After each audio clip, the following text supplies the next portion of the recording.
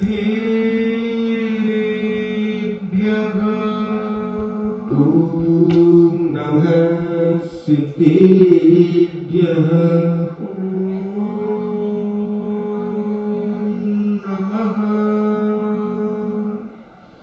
सिद्धेभ्यः ॐ नमः सिद्धेभ्यः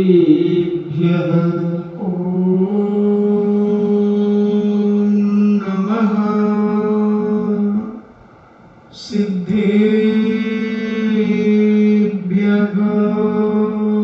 ॐ नमः सिद्धेभ्यः नमो अरिहन्ताणम्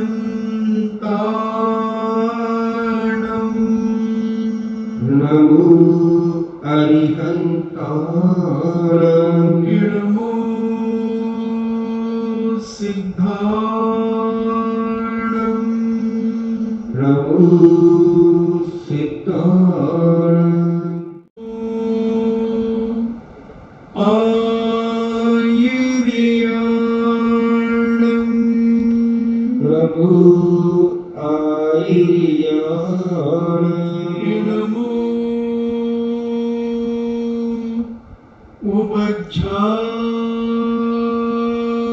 उपज्झायाणम् नमो उपज्झायाणम्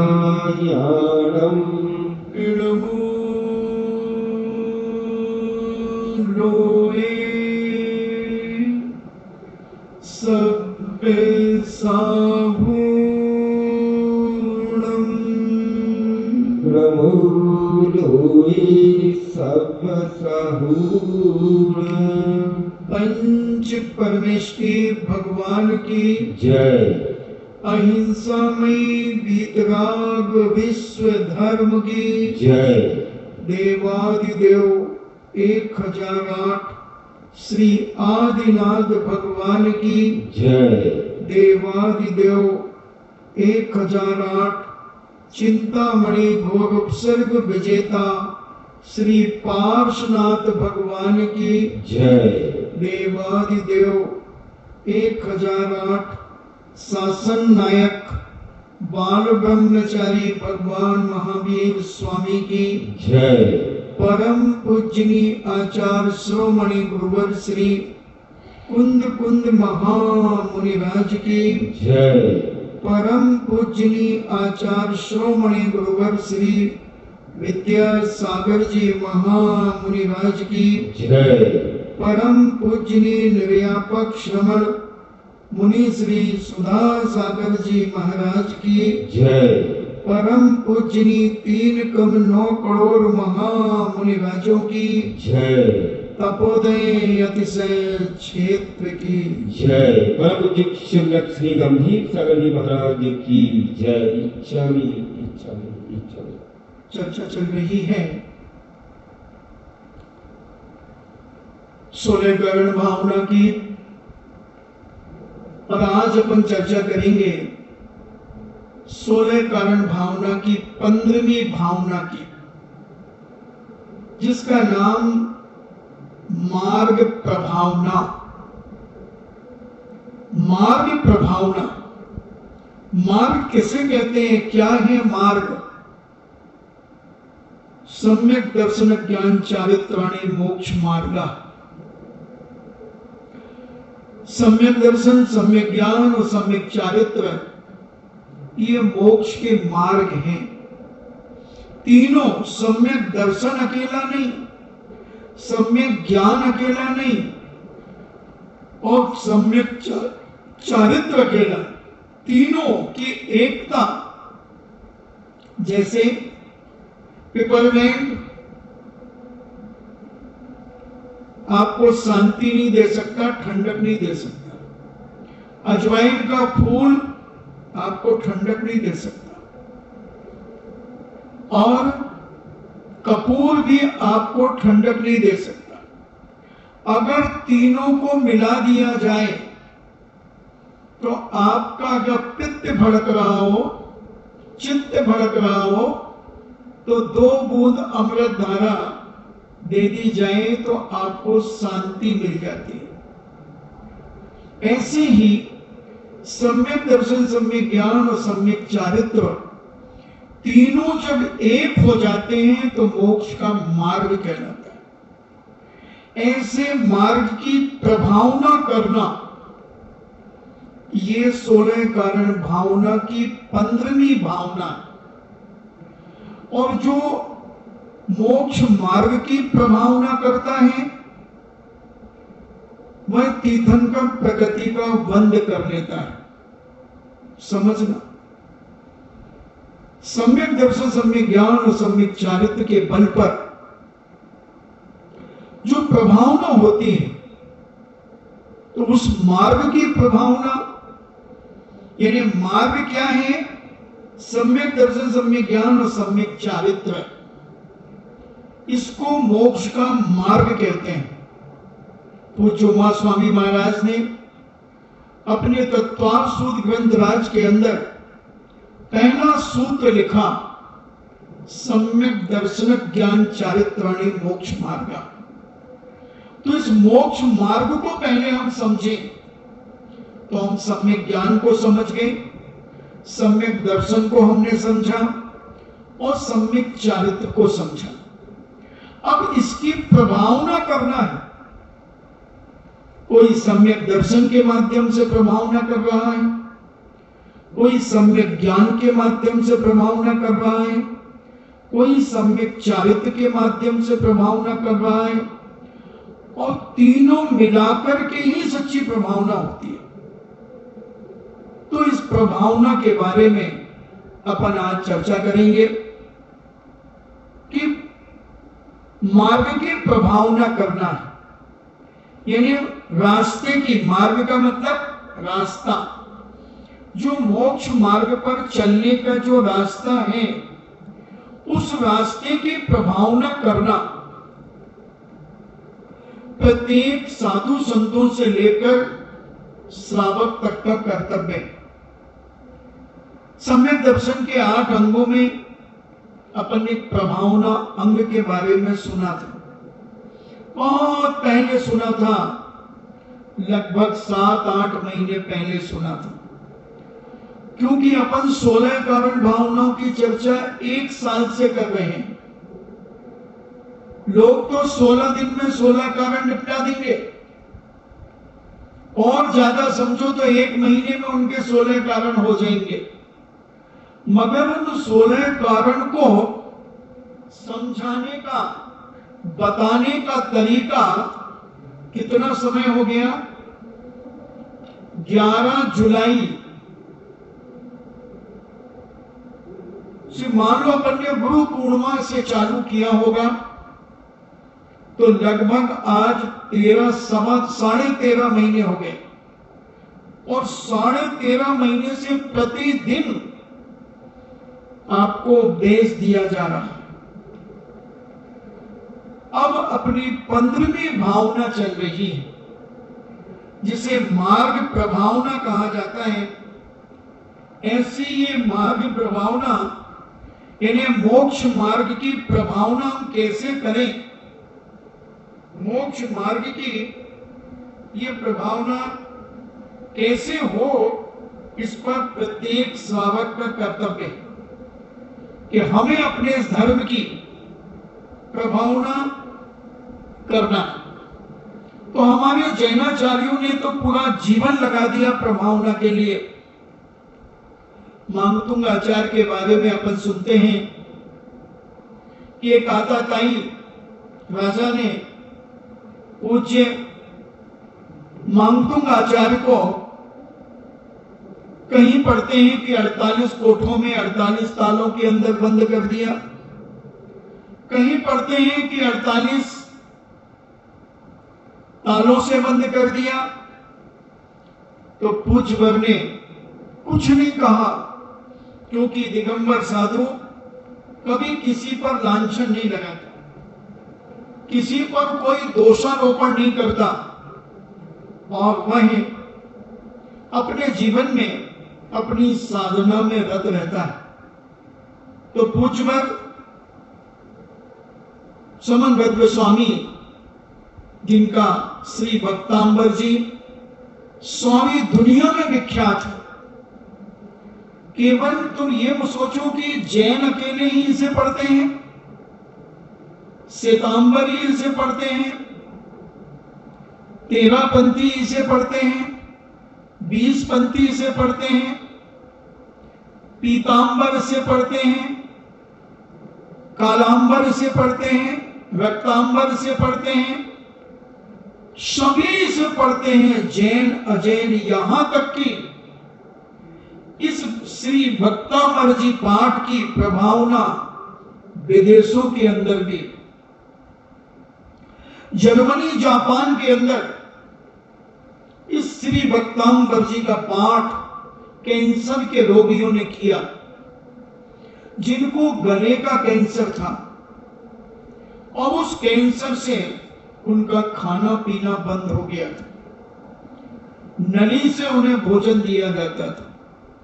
मगर उन्होंने जब बॉम्बे के डॉक्टर मेहता ने उन्हें भक्तांबर के बारे में बताया, तब उन्होंने उस भक्तांबर जी का 45वां काव्य पढ़ना शुरू किया और 108 बार उसका जाप करना शुरू किया।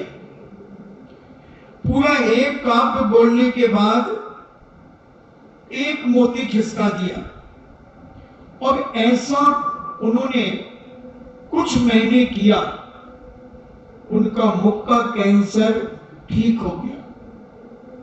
तो मांगतुंग महाराज ने अपनी साधना के बल पर श्री भक्तांबर जी को लिखा। प्रत्येक व्यक्ति को श्री भक्तांबर जी का अर्थ जरूर पढ़ना चाहिए। एक एक काव्य का एक दिन में अर्थ याद करो। आपको भक्तांबर जी तो आता ही होगा, और नहीं भी आता तो एक दिन में एक काव्य अर्थ सहित पढ़ो। 48 दिन के अंदर आप श्री भक्तांबर जी को याद कर लेंगे, समझ लेंगे कि इस भक्तांबर में कितना रस भरा हुआ है। जैन जगत का ये बहुत बड़ा भक्ति मंत्र है, बहुत बड़ी शक्ति है ये, और ऐसा शक्तिदायक ये काव्य, ये जो वसंत तिल का छंद में श्री भक्तांबर जी मांगतुंग महाराज ने जो लिखा, यह बहुत अलौकिक शक्ति को प्रदान करने वाला है। मांगतुंग आचार्य जगत प्रसिद्ध हुए और वैसे जन्म से वो ब्राह्मण थे। देखना, दिगंबर जैन नहीं थे जन्म से, मगर जन्म से ब्राह्मण थे और फिर बाद में उन्होंने श्वेतांबरों में दीक्षा ले ली। देखो कैसी परीक्षा की उन्होंने। पहले अन्य दर्शन में थे, ब्राह्मण दर्शन में, फिर श्वेतांबर में आकर के उन्होंने दीक्षा ली। फिर इसके बाद उनके शरीर में भयंकर रोग हो गया। जो एक दिगंबर साधु से दीक्षा ली, इसलिए उन्होंने दिगंबर दीक्षा धारण कर ली और इनकी भक्तांबर स्तोत्र की, भयंकर स्तोत्र के अलावा कोई और अन्य रचना देखने को नहीं मिलती है। भक्तांबर स्तोत्र ही इनकी एक रचना है और कोई रचना इनको देखने में नहीं मिलती। श्वेतांबर और दिगंबरों में दोनों में इनका नाम मांगतुंग आचार्य के नाम से ही जाने जाते हैं। श्वेतांबरों में भी पूज्य मांगतुंग आचार्य महाराज के नाम से जाने जाते हैं। तो हमारे तो दिगंबर आचार्य थे ही, ये दिगंबर आचार्य थे, तो हम तो इन्हें मांगतुंग के नाम से ही जानते हैं। तो ऐसे पूज्यवर मांगतुंग आचार्य ने श्री भक्तांबर जी की रचना की। तो दोनों समाजों में भक्तांबर जी का महान महत्व है और इनका जो समय काल है कि पूज्यवर कब हुए, तो विक्रम की 7वीं शताब्दी में आचार्य मानतुंग बहुत अच्छी काव्य रचना करते थे। इसलिए राज दरबार में प्रस्तुत करने का राजा हर्षवर्धन ने कहा कि आप हमारे राज दरबार में आकर के अपने काव्य की रचना कीजिए। मुनि किसी राज दरबार में नहीं जाते, हमारे दिगंबर साधु किसी राज दरबार में नहीं जाते, इसलिए वो नहीं गए। तब सैनिकों ने उन्हें जबरदस्ती उठाकर राज दरबार में उपस्थित कर दिया। पूज्य आचार्य मानतुंग उपसर्ग जानकर के मौन रहे और उन्हें 48 कोठों में बंद कर दिया। देखना, 48 कोठों में बंद कर दिया। राजवर्धन के आज्ञा से 48 कोठों के रख करके और दरवाजा बंद कर दिया गया। धारा नगरी उज्जैन में स्तोत्र की रचना हुई एवं बंदी बनाया। आचार्य मानतुंग की समाधि भोजपुर में हुई, जो भोपाल के पास एक भोजपुर है, और वहां पर जो भोपाल से 40 किलोमीटर दूर है, वहां पर पूज्यवर की राजा भोज के समय पर उनकी समाधि हुई। भक्तों द्वारा आराध्य प्रभु के गुणों का वर्णन करना ही स्तोत्र माना जाता है। इन्हें जिसके माध्यम से भगवान का गुणानुवाद करते हैं, स्तुति करते हैं, उसे स्तोत्र कहा जाता है। तो ऐसा स्तोत्र जब पूज्य मानतुंग महाराज ने अपने प्रभु जिनेन्द्र भगवान के चरणों में समर्पित करते हैं, तो उनके अंतर मन से भक्ति के काव्य स्फुटित होते हैं।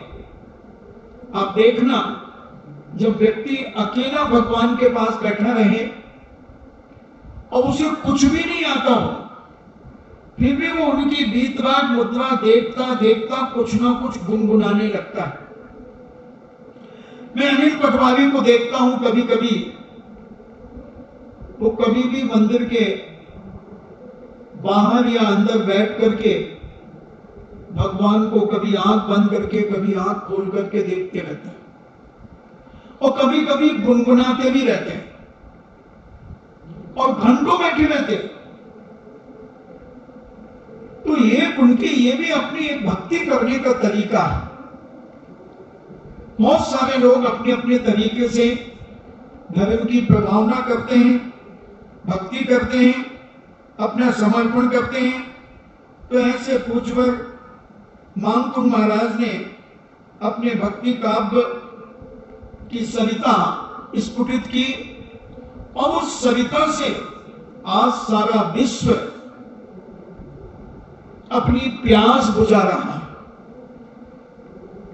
अपने जीवन को धन्य मान रहा है पूज्यवर की कोई काव्य रचना से।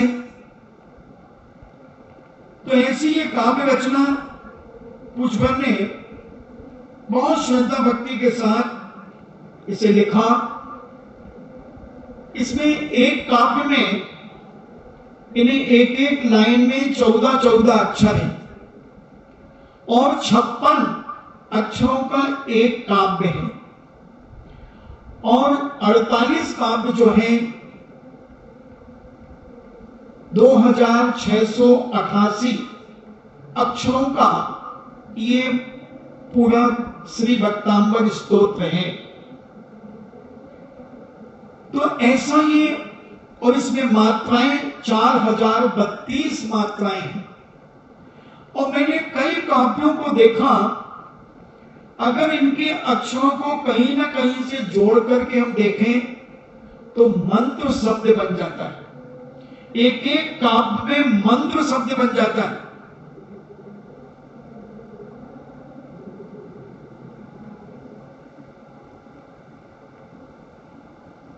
बहुत सारे काव्यों में, शायद 2-4 काव्यों को छोड़कर सभी काव्यों में कहीं मां मिल जाएगा, कहीं बिंदी मिल जाएगी, कहीं त्रा मिल जाएगा, मंत्र बन जाएगा।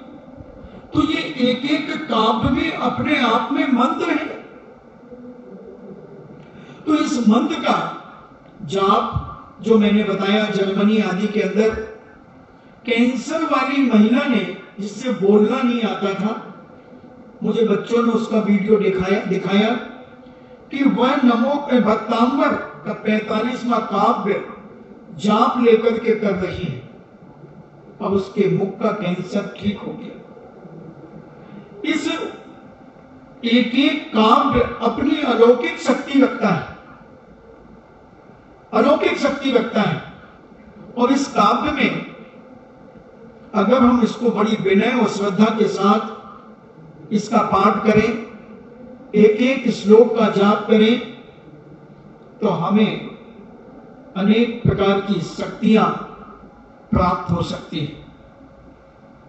बहुत बड़ी शक्ति है। और इस भक्तांबर जी के माध्यम से लोग ध्यान करा रहे हैं। एक नागपुर की बहन जी हैं, वो देश विदेश में जाकर के जबरदस्त प्रभावना श्री भक्तांबर जी की कर रही हैं। पीएचडी होल्डर है भक्तांबर जी के ऊपर। उन्होंने इंग्लिश में उसके बारे में बहुत बड़ा एक ग्रंथ भी लिखा इंग्लिश में, और विदेशों के अंदर वो जाकर के मेडिटेशन इस भक्तांबर जी के माध्यम से कराती हैं, हीलिंग देती हैं। तो इसकी प्रभावना हम भी अपने जीवन में कर सकते हैं। बहुत सारे अजैनों ने श्री भक्तांबर जी का पाठ करना शुरू किया और इसका फल भी उनके सामने प्रकट हुआ।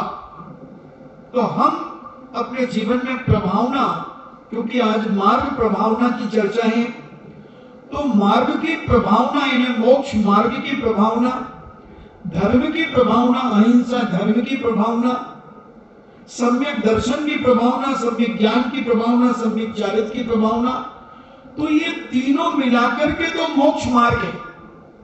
और एक प्रभावना, जिसे हम मात्र एक सामान्य प्रभावना की बात करें, तो सम्यक दर्शन हमारी श्रद्धा के माध्यम से भी प्रभावना होती है। जब हम जिनेंद्र भगवान का अभिषेक करते हैं, हम उनका पूजन बड़े ठाट बाट से करते हैं, तो अजैन व्यक्ति भी देख करके बड़ा प्रभावित होता है और हमें भगत जी के नाम से पुकारने लगता है, धर्मात्मा के नाम से पुकारने लगता है। तो ऐसे अनेक अनेक तरीके से हम धर्म की प्रभावना अपने जीवन में कर सकते हैं।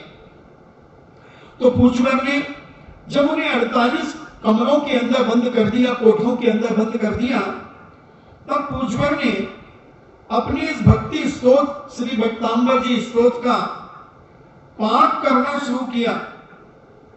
और इस पाठ का प्रत्येक श्लोक जिनेंद्र प्रभु की भक्ति से सराबोर है, भक्ति के रस में सराबोर है।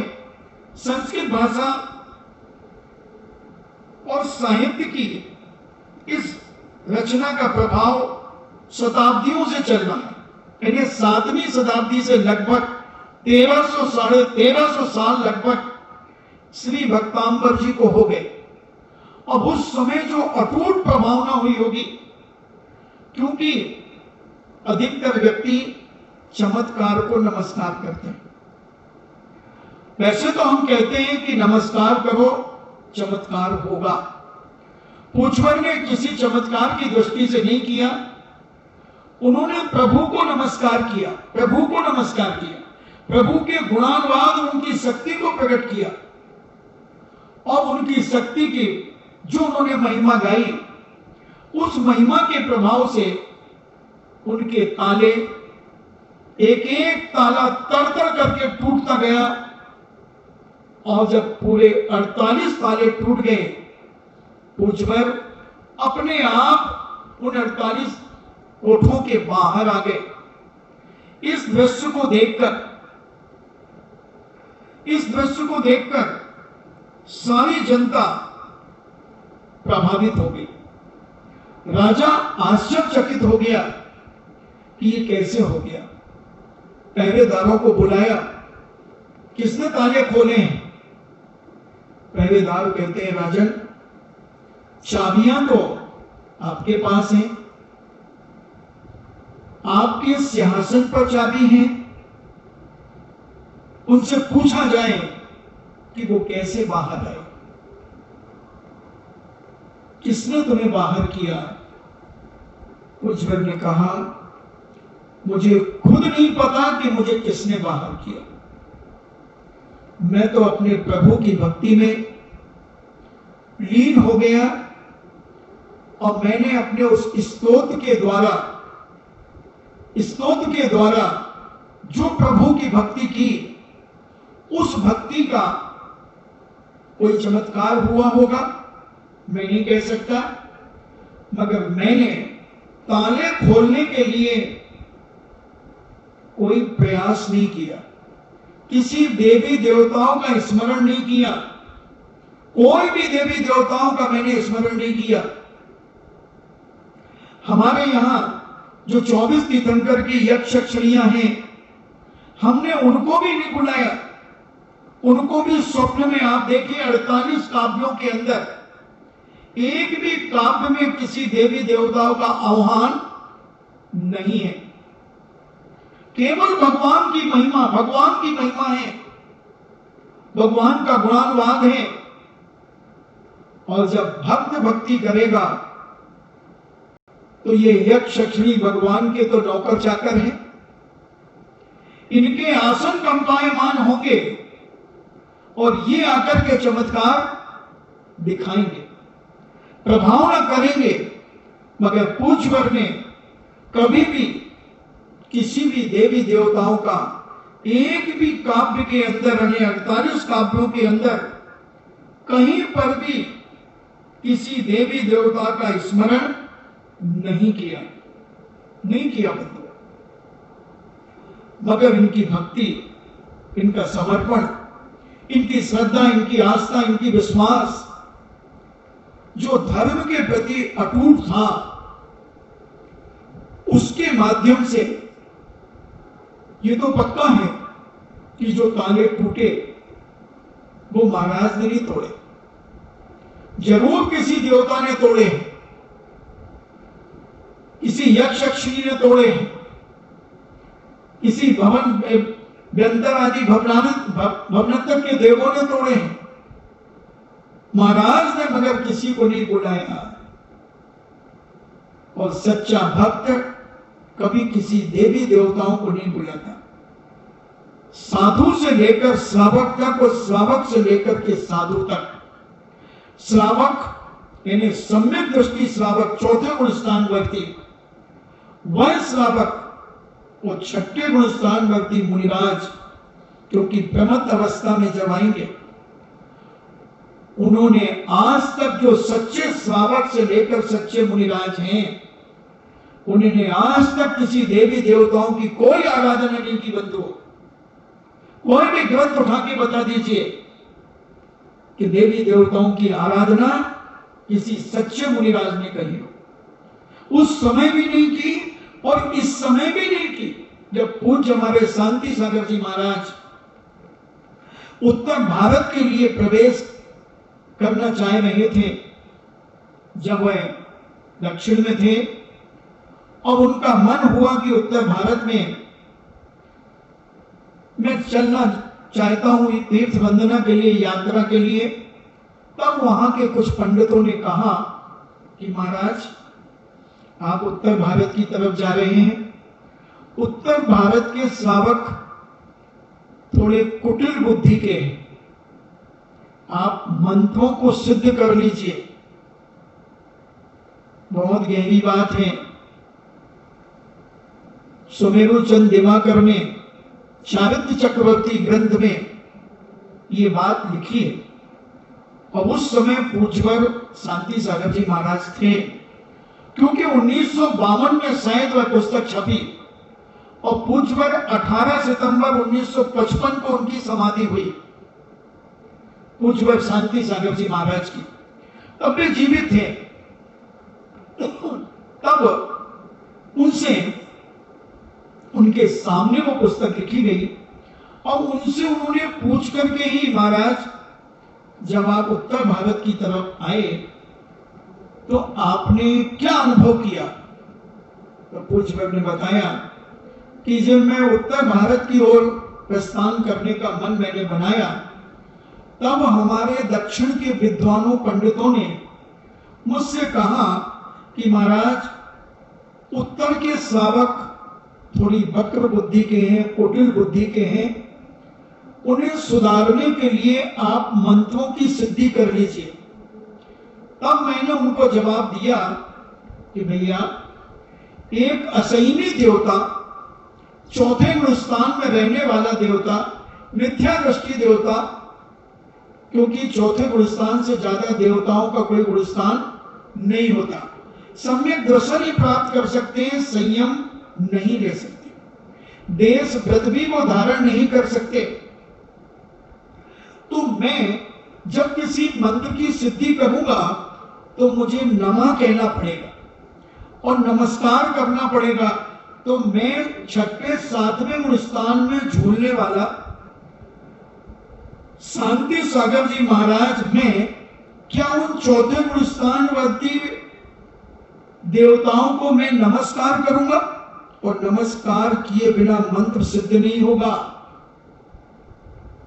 अरे पंडित जी, अभी तुम्हारा मिथ्याग गया नहीं।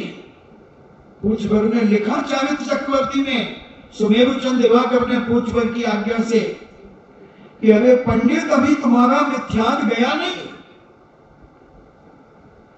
तो जो सच्चा साधु होगा वो कभी भी किसी भी देवी देवताओं का स्मरण नहीं करेगा, उनका जाप नहीं करेगा, उनका विधान नहीं करेगा। आज तो पता नहीं साधु पद्मावती विधान, चक्रेश्वरी विधान, अरे हमारे अष्टांग का विधान कम पड़ गए क्या? शांति विधान कम पड़ गया क्या? पंच परमेष्ठी विधान कम पड़ गया क्या? श्री भक्तांबर जी का विधान कम पड़ गया क्या? श्री कल्याण मंदिर स्तोत्र का विधान कम पड़ गया क्या? इतने विसाखापाल स्तोत्र, एक ही भाव स्तोत्र, कितने विधान है हमारे 24 तीर्थंकर के विधान है, क्या ये कम पड़ गए क्या? जो हम रागी देशियों का विधान करना शुरू करें, जो हम रागी देशियों की पूजा अर्चना करना शुरू करें, उनके जाप करना शुरू करें? नहीं बंधुओं, कभी नहीं। इनकी पूजा अर्चना से कभी ये आने वाले नहीं, कभी आने वाले नहीं। जो सच्चा सम्यक दृष्टि देवता होगा वो कभी नहीं आएगा। और यक्ष यक्षिणी सम्यक दृष्टि ही होते हैं।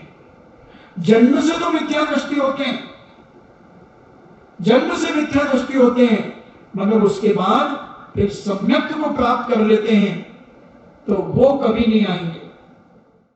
अपने आप तो आएंगे, भगवान की भक्ति करने वाले की सहायता करने तो आएंगे, मगर जो उनके नाम की जाप पूजा अर्चना करेगा उसके पास कभी नहीं आएंगे। हम लोग पूज्य पर उदाहरण देते हैं कि अगर तुम्हें पुलिस वालों की जरूरत है और पुलिस वाले जा रहे हैं और तुम्हारे यहाँ कार्यक्रम है, तो तुम पुलिस वालों को कहोगे, ए पुलिस वाले यहां आ जाओ ड्यूटी पर, क्या वो आ जाएंगे? आ जाएंगे क्या? क्या करना पड़ेगा? थाने में टीआई को, थानेदार को एप्लीकेशन देना पड़ेगी कि भाई हमारे बिजौलिया क्षेत्र में अनुष्ठान है और लोग यात्री बाहर से बहुत आएंगे, हमें लेडीज पुलिस की भी जरूरत है और पुलिस वालों की, हवलदार की भी जरूरत है, तब वो पुलिस वाले आएंगे। उसी प्रकार जो त्रिलोकी नाथ के पास अपनी एप्लीकेशन लगाएगा भक्ति की, तो फिर उन देवताओं के आसन कंपायमान होंगे कि हमारे जिनेत भक्त के ऊपर कोई संकट आया है, और जिनेत भक्त के ऊपर जो संकट आया है तो उसके निवारण के लिए देवता जाएगा।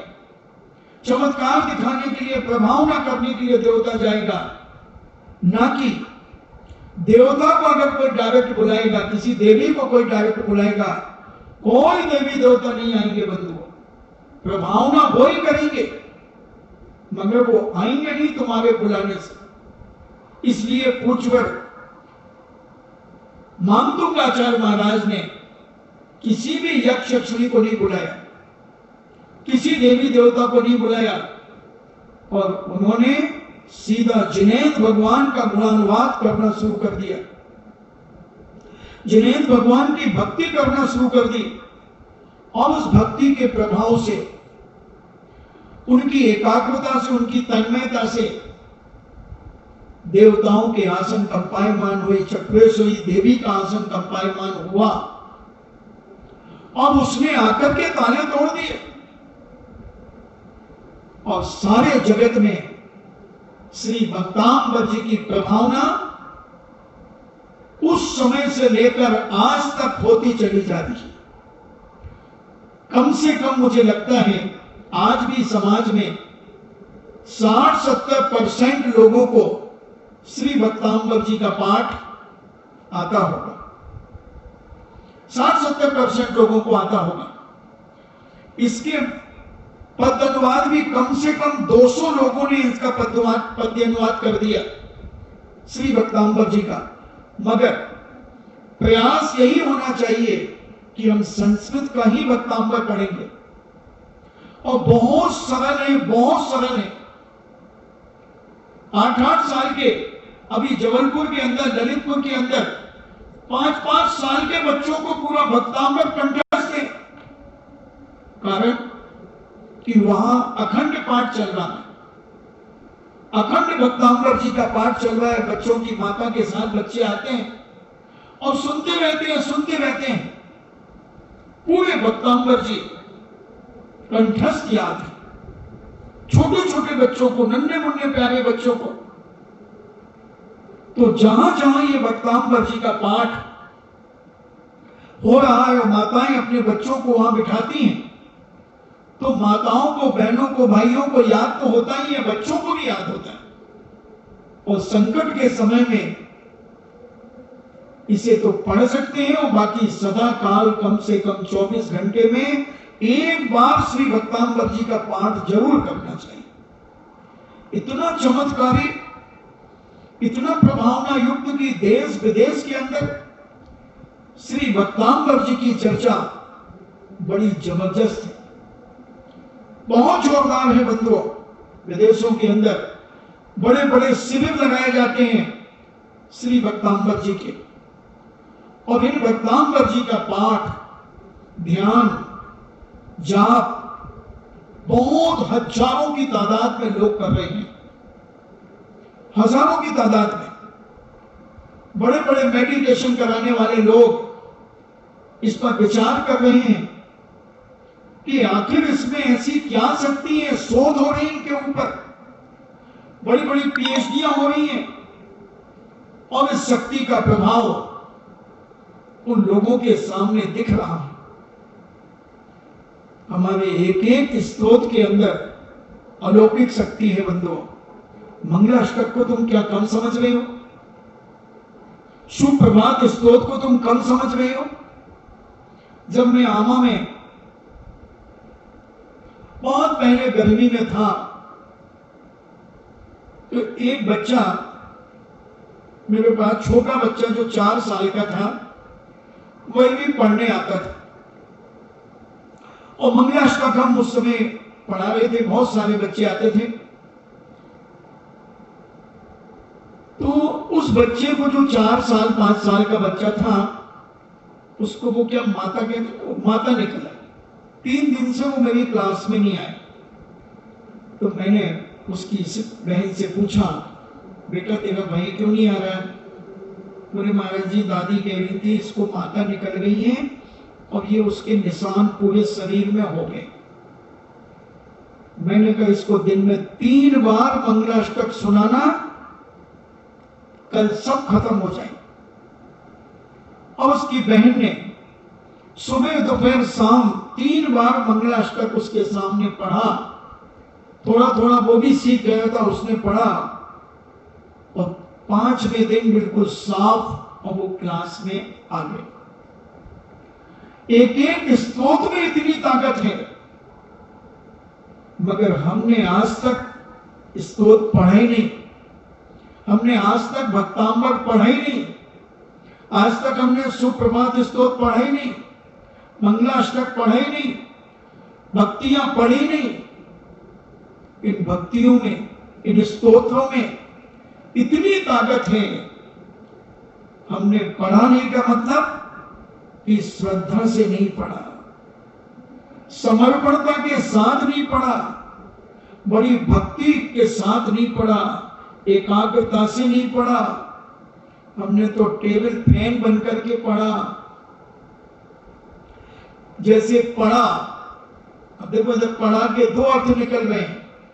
एक पढ़ा, भैंस का पढ़ा, जैसे यहां वहां भागता है ना भैंस का पढ़ा, देखा ना भैंस का पढ़ा, है ना भैंस का पति, और सरल भाषा में समझा दे तो भैंस का पति कितना खतरनाक होता है। उसको रस्सी बांध के, मुंह बांध करके, पैर बांध के, और दो दो तीन तीन आदमी पकड़ते हैं जब वो संभल पाता है। ऐसा ही तुम्हारा ये मन रूपी पड़ा इतना खतरनाक है, इतना खतरनाक है कि इसे संभालना बहुत मुश्किल है। और जिसने इसको संभाल करके अपनी भक्ति तक, कम से कम उतनी देर तो संभाल लो जितनी देर तक तुम भक्ति करते हो, फिर देखो उस भक्ति की प्रभावना, देखो फिर इस जैन धर्म के मार्ग की प्रभावना बेजोड़ है, बेजोड़ प्रभावना है। मगर हम अपने इस मन रूपी पढ़ा को पढ़ा नहीं पाते। पढ़ तो लेते हैं भक्तांबर जी, सब चीजें हम पढ़ते हैं, बहुत सारे पाठ करते हैं, मगर हमारी एकाग्रता नहीं होने के कारण हम उसका फल और उसकी प्रभावना नहीं कर पाते, प्रभावना नहीं कर पाते। आप बोलो, जब पाठ करते समय तुम्हें कितने लोग दिख जाते हैं?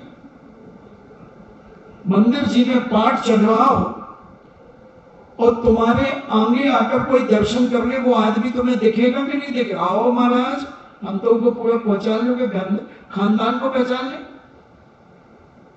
फौरन बता दें हम तो कि वो मंदिर आया था, वो मंदिर आया था। पता ही नहीं चलना चाहिए तुम्हें कि कौन आ गया और कौन चला गया। करो तो एक बार भक्ति, ब्रह्मांड फट जाएगा, 3 लोक कांप जाएगा। इतनी शक्ति हमारी आत्मा के अंदर विद्यमान है कि हम 3 लोक में क्षोभ को प्राप्त कर सकते हैं। मगर हमारी एकाग्रता नहीं होने के कारण हम बड़े बड़े स्तोत्र पढ़ लेते हैं, बड़े बड़े पूजा विधान कर लेते हैं, मगर उसका फल हमें नहीं मिल पाता। महाराज, हम शांति तो तुम्हें मिल रहा है, मगर पढ़ता कौन है शांति दादा? तुम। कौन कौन पढ़ता शांति दादा? तुमसे कराते होंगे सब लोग शांति दादा? नहीं महाराज जी, महाराज हाँ, तो महाराज जो एकाग्रता से, बड़ी श्रद्धा के साथ उन शांति धारा के बीजाक्षरों को पढ़ते हैं, बड़ी श्रद्धा से पढ़ते हैं, और उसके चमत्कार, उसकी प्रभावना सारे भारत में हो रही है, सारे भारत में हो रही है। विदेशों से भी कई बार शांति धारा कराने के लिए नाम आते हैं। तो ऐसे श्री भक्तांबर जी की आज मैं बात करूं तो श्री भक्तांबर जी 48 ताले में मानतुम स्वामी को बंद कर दिया। राजा क्या समझता था दिगंबर साधुओं को? मात्र नग्न समझता था। वो तो सोच रहा होगा कि ये कोई नग्न ही है, क्या करेगा, क्या ताकत होगी इसके पास। मगर नंगा खुदा से भी बड़ा होता है। अकबर बादशाह के समय पर दो नग्न फकीर घूमा करते थे, एक सरमत और एक और उनका कोई नाम था। तो अकबर से लोगों ने शिकायत की कि इनको बंदी बनाया जाए। अकबर ने कहा कि बंदी नहीं बनाऊंगा, इनसे पूछूंगा, इनको लिबास दे दूंगा, इनको वस्त्र दे दूंगा, ये वस्त्र पहन करके रहेंगे। जब अकबर के राज दरबार में उनको बुलाया गया तो अकबर ने कहा कि तुम इस प्रकार से क्यों घूमते हो? तो उन्होंने कहा कि अल्लाह ताला ने तुम्हें ये ताज दिया है और तुम्हें ये लिबास दिया है, और मुझे अल्लाह ताला ने जैसा मेरा जन्म हुआ है वैसा रहने को कहा। कपड़े वो पहनते हैं जिनके अंदर कोई दोष होता है, और अल्लाह ताला ने मेरे अंदर कोई दोष नहीं देखा इसलिए मुझे लिबास नहीं दिया, और तुम्हारे अंदर दोष देखा इसलिए तुम्हें लिबास दिया है। तो बस उनकी बात सुनकर के अकबर ने उन्हें फ्री कर दिया और वो दिगंबर मुद्रा में घूमा करते थे। तो ऐसे दिगंबर मुनिराज के मुखारविंद से अनेक प्रकार की प्रभावनाएं होती हैं। अपन सुनते रहेंगे प्रभावना के बारे में। आज पहला दिन मार्ग प्रभावना की चर्चा अपन सुन रहे हैं। तो पूज्य मांगतुंग स्वामी, मांगतुंग आचार्य को जब 48 सालों में बंद कर दिया, वो घबराए नहीं, वो चीखे चिल्लाए नहीं, बस वो तो अपने ध्यान में बैठे थे, तो ध्यान में बैठे रहे। और उन्होंने 48 काव्यों के माध्यम से जिनेंद्र भगवान की भक्ति करना शुरू किया। एक एक काव्य, एक एक श्लोक उन्होंने बड़ी श्रद्धा के साथ पढ़ना शुरू किया।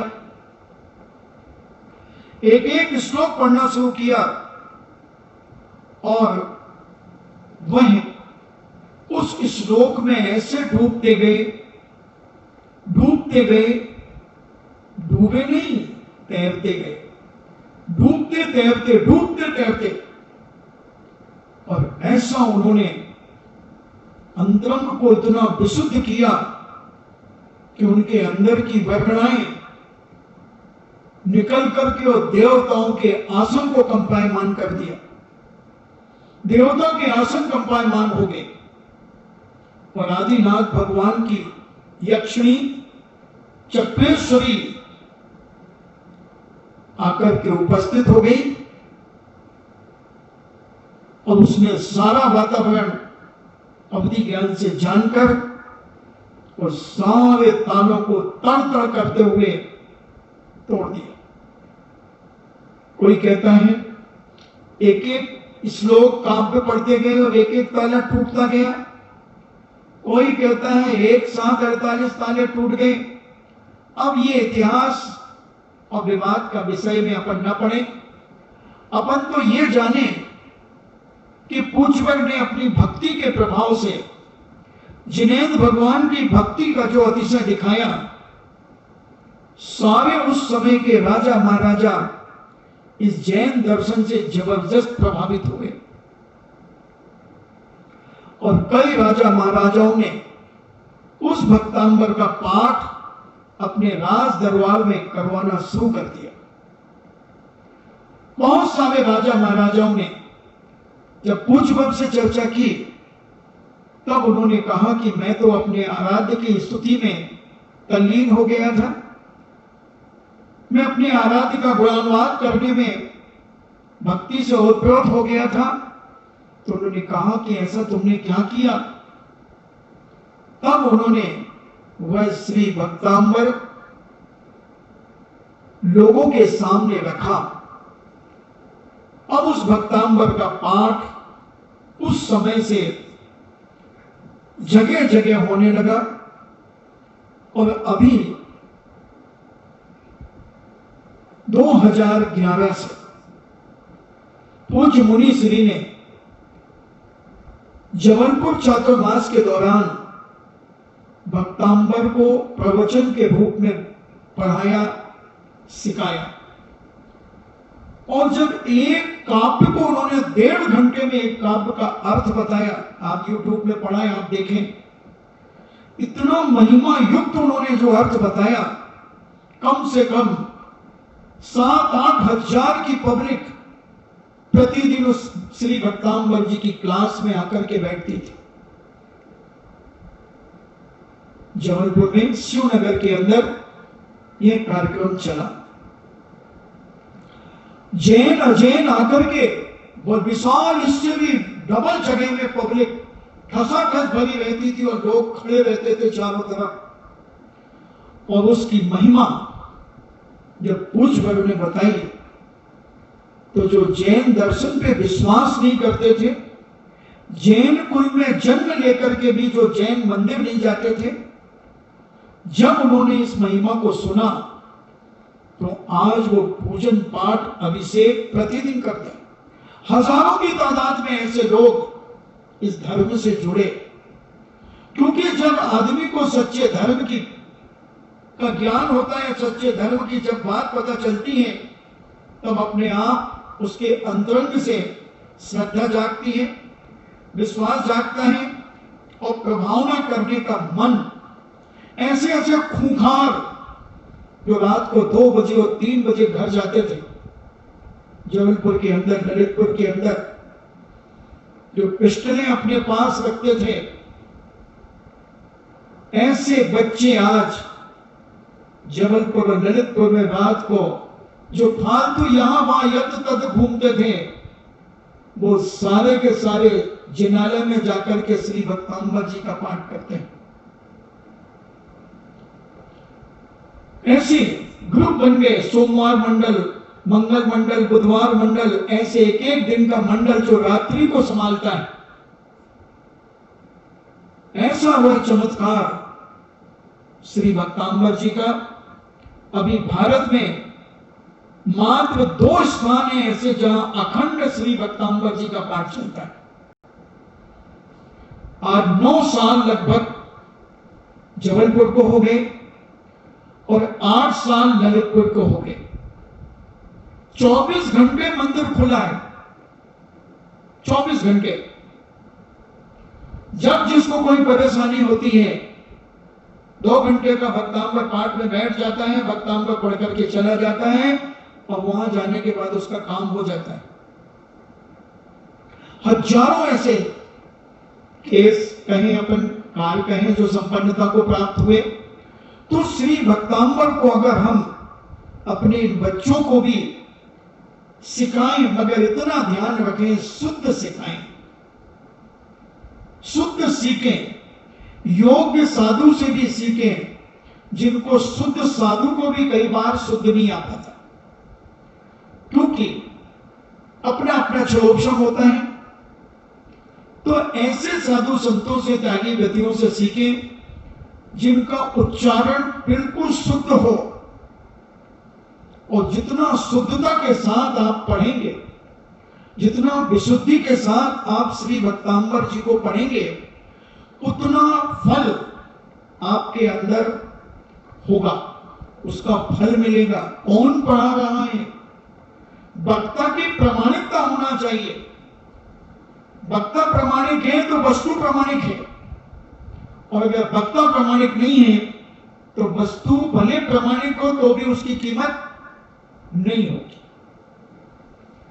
इसलिए हम इस श्री भक्तांबर जी का पाठ अपने जीवन में बड़ी शांति से, बहुत श्रद्धा के साथ इसका पाठ करें और बड़े भक्ति भाव से ओतप्रोत होकर भगवान का, और मैं तो कहता हूं एक दिन में पहले एक काव्य करो याद करने की दृष्टि से, और एक एक शब्द का अर्थ तुम्हारे जिनालय में कम से कम 2-3 हजार किताबें होगी श्री भक्तांबर जी की, विधानों की अलग खूब किताबें हैं जी भर के, और जिनमें एक एक शब्द का अर्थ हो।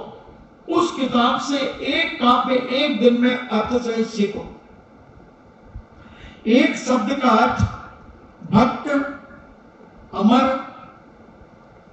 प्राणत, सब एक एक शब्द को मौली, इनके अर्थ, एक एक शब्द के अर्थ को आप एक दिन में, तो इतनी तो बुद्धि है कि एक दिन में हम मात्र 56 शब्दों को नहीं याद कर पाएंगे।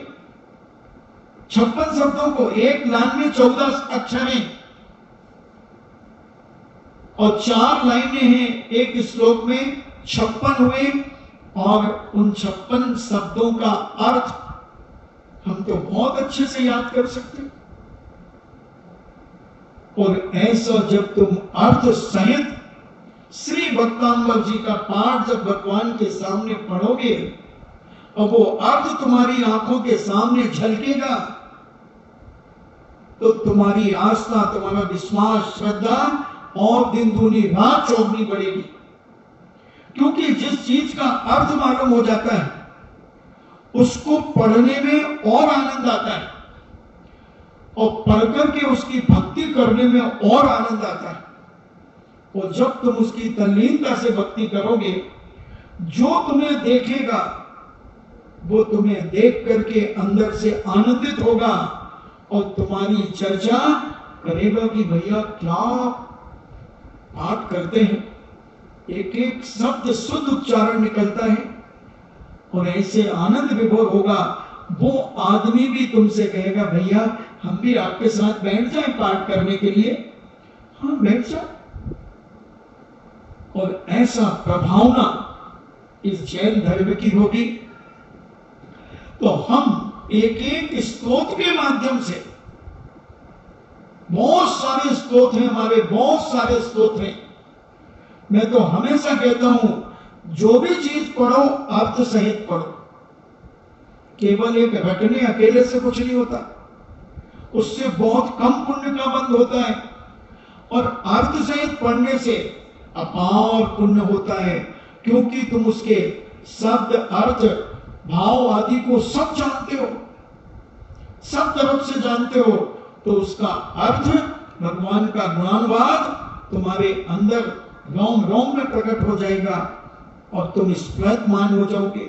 कई बार कंपन आएगा भगवान की भक्ति करते समय, कई बार कंपन हो जाएगा तुम्हारा शरीर, रोमांच हो जाएगा। ऐसी भक्ति का आनंद अपन और भक्ति के बारे में सुनेंगे। तो मार्ग प्रभावना 16 कारण भावना की 15वीं भावना आज से मैंने चालू की। अब कितने दिन चलेगी ये तो मुझे नहीं मालूम, क्योंकि 13 महीने से अपन 16 कारण भावना की भावना कर रहे हैं। तो ये मार्ग प्रभावना है, धर्म की प्रभावना है। अनेक अनेक उदाहरणों के माध्यम से, अनेक अनेक भक्ति और भक्ति की चर्चा के माध्यम से अपन इस मार्ग प्रभावना को सुनकर के आनंद लेंगे। आपका समय हो रहा है, हम समझें अपने जीवन में कि इस मनुष्य पर्याय में कम से कम हम साधु नहीं बन सकते, मुनि नहीं बन सकते, एलक क्षुल्लक नहीं बन सकते, ब्रह्मचारी नहीं बन सकते, आरिका नहीं बन सकते, क्षुल्लिका नहीं बन सकते, श्राविका नहीं बन सकते, व्रती नहीं बन सकते। तो कम से कम श्रावक, श्रोमणि तो बन सकते हैं, श्राविका श्रोमणि तो बन सकते हैं, सच्चे जैन तो हम बन सकते हैं, सच्चे धर्मात्मा तो हम बन सकते हैं। और ग्रस्त में रहकर कम से कम अणुव्रतों को धारण करके हम अपने जीवन का उद्धार कर सकते हैं और अपनी चर्या और क्रिया के माध्यम से सामना वाला प्रभावित होकर वो भी हमारे धर्म की महिमा और प्रभावना को जानकर अपने जीवन को धन्य कर सकता है। बंधुओं, ये पंचम काल है, आगे और अभी समस्याएं आएंगी, अभी तो कुछ भी नहीं है। क्योंकि आज जितना सुख है, आज जितने तुम सुखी हो, कल सुई के नोक के 1000वें भाग कम सुख होगा, ये पक्का मान लेना। कारण क्योंकि हुंडा और सर्पणी काल दोष चल रहा है और सर्पणी काल है, इसमें हिरास होता है। हर चीज कम होती चली जाएगी, कम होती चली जाएगी। भले तुम्हें लगे कि हमें कल से आज अच्छा लग रहा है, मगर जब हम किसी केवली भगवान से पूछेंगे तो वो बताएंगे कि कल जो तुमने आनंदित थे, आज उतने आनंदित नहीं हो। कहीं ना कहीं से तुम्हारे भावों में, मन में कमी आएगी। इसलिए जितनी जल्दी हो सके अपने इस स्तोत्रों के माध्यम से, भगवान की भक्ति के माध्यम से धर्म की प्रभावना करें और अपने अंतरंग को निर्मल करें। इन्हीं मंगल भावना के साथ जिनवाणी स्तुति। जिनवाणी के ज्ञान से सूझे लोकालोक, सो वाणी मस्तके धरूं सदा देते हूँ ढोक। हे जिनवाणी भारती तोय जो तेरो शरणागहे, सो पावे सुख चैन। देव भजो अरिहंत को, गुरु सेवा निर्ग्रंथ।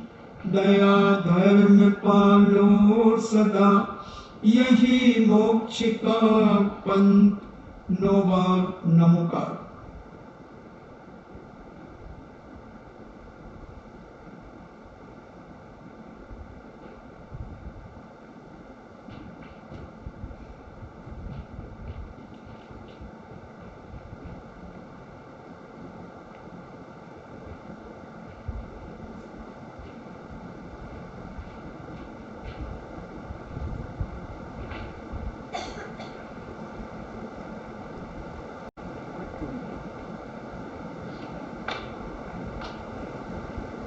परम पूजनीय द्वादशांग जिनवाणी माता के सुत देवता, सुत देवता, सुत देवता।